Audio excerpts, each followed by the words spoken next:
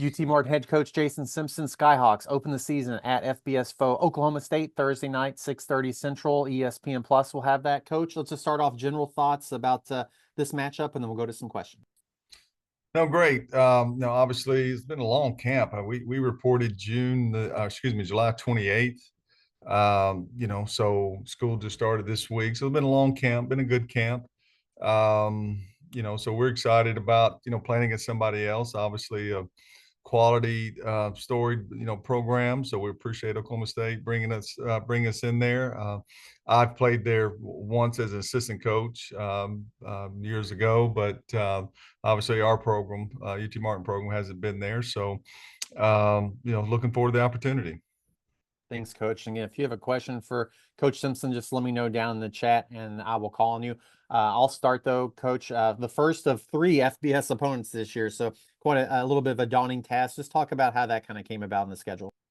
Yeah, well, first, you start with the Missouri State. They were FCS before they made the jump up, so it was a return game to them. So same thing happened to us last year with Kennesaw State. So that's kind of, I don't know, unfortunate or however how you want to look at it. And then of course, playing a 12-game season, our philosophy has always been to play, the 2 FBS opportunities for financial reasons to help our program or athletic department.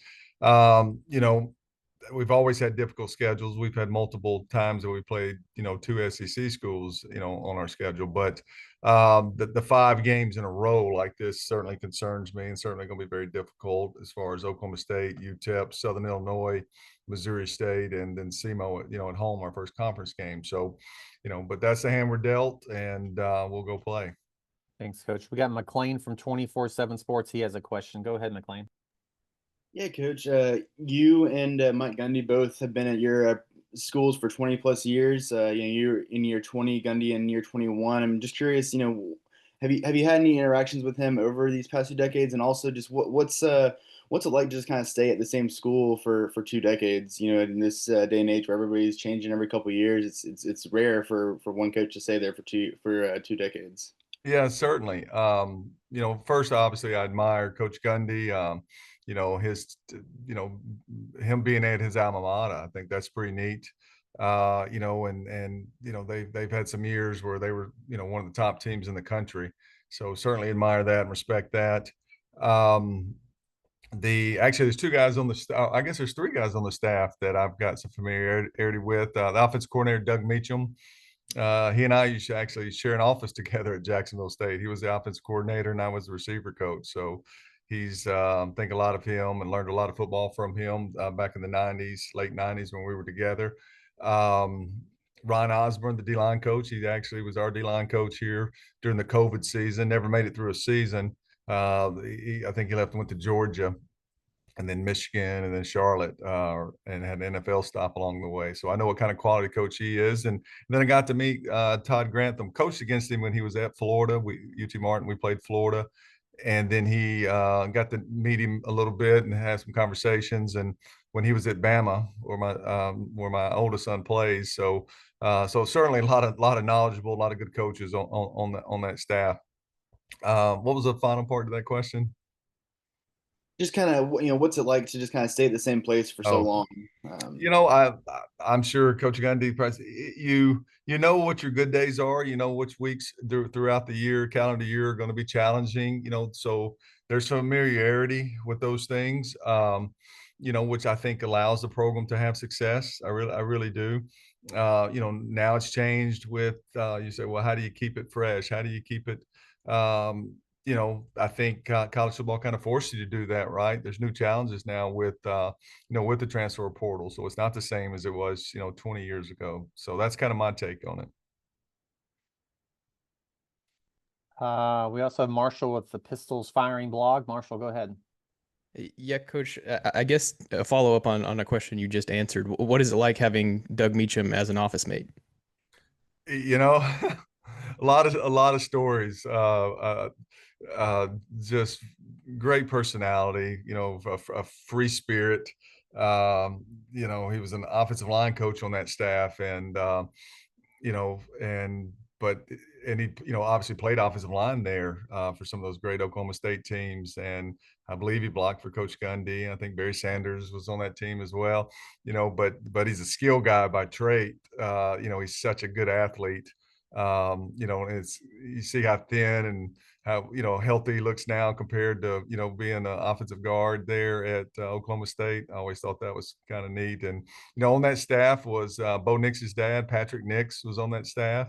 Will Muschamp was on that staff for a period of time. Charles Kelly, the head coach at Jacksonville State now. So, golly, it's a lot of guys that have had some success in this business. But you know what? Actually, when I first took this job, Meach told me that he had been to Martin before, which surprised me. And I said, "How have you ever been to Martin, Tennessee?" And he said his grandparents just lived here.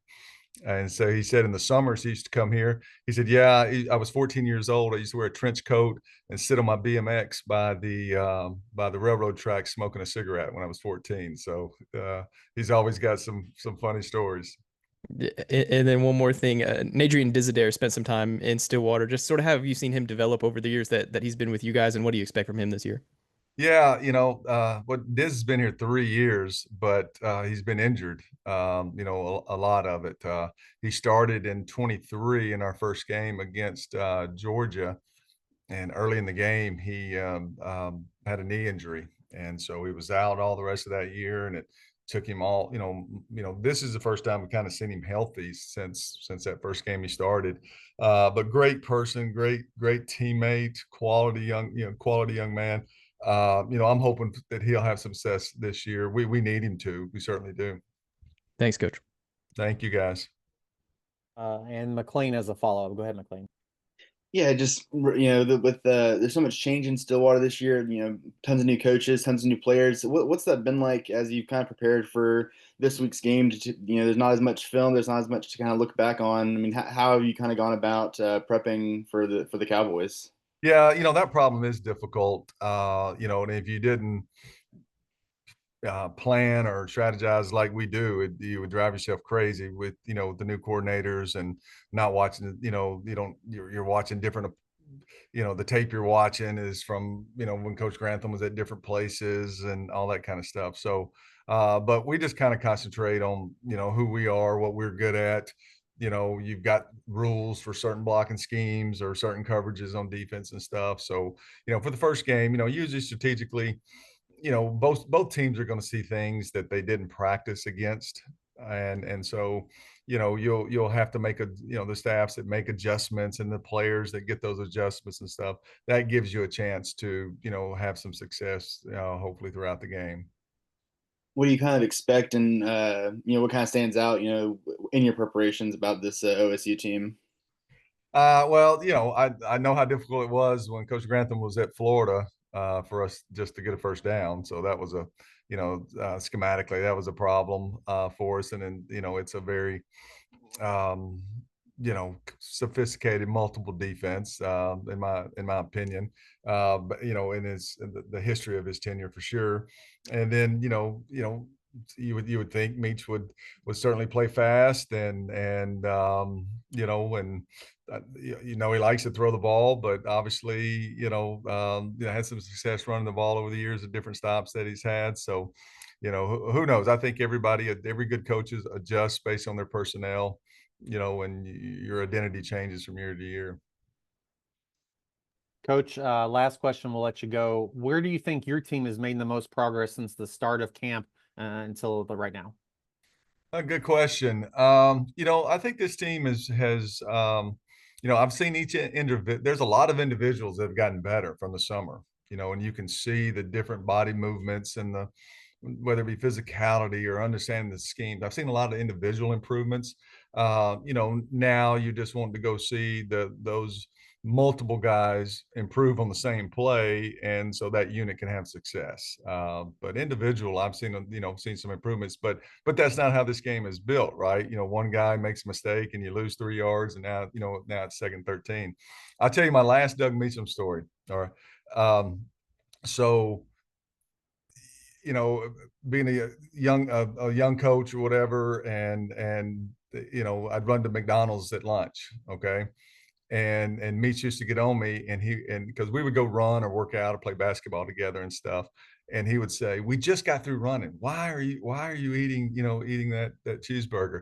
And I'd say, "Man, I'm starving." And he would say, "No, the workout is this." He goes, you just sit there and you let the hunger pains, and you fight them and you fight them. He goes, that's the workout. And so that was his workout plan for me. Just have hunger pains. That's better than any workout we could do.